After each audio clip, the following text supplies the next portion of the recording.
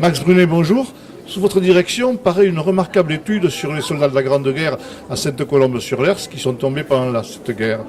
Quelles difficultés avez-vous rencontrées pour effectuer ce travail? Difficulté, pas tellement de difficultés, mais plutôt c'est un problème de motivation. On s'aperçoit que la mémoire de ces gens disparaît. Et j'ai voulu leur rendre un petit hommage, un grand si possible, et informer même leur famille de ce qui s'était passé, car elles l'ignorent bien souvent. Donc ces familles existent toujours, si je comprends bien. Il y a quelques descendants, effectivement.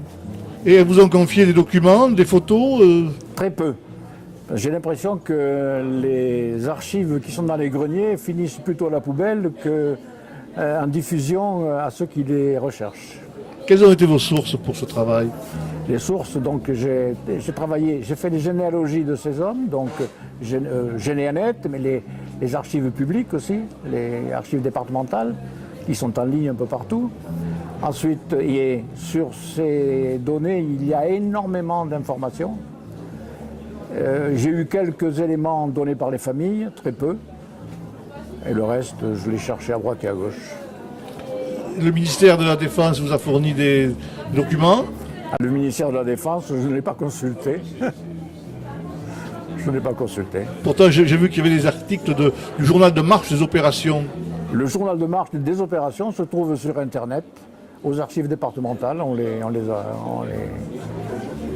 On peut se les procurer et c'est très intéressant parce que cela montre combien ces gens-là ont souffert. Donc, quels enseignements avez-vous tiré de ce travail de recherche? Bien, je me suis aperçu que la mémoire partait très vite, que les jeunes n'avaient aucune idée en général, de ce qui se passait à cette époque-là.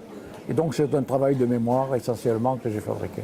Max Brunet, merci. Un bel ouvrage pour approcher l'histoire locale, une étude riche avec une exceptionnelle iconographie qui donne à chacun, au destin de chacun, toute son épaisseur tragique. Merci. Merci.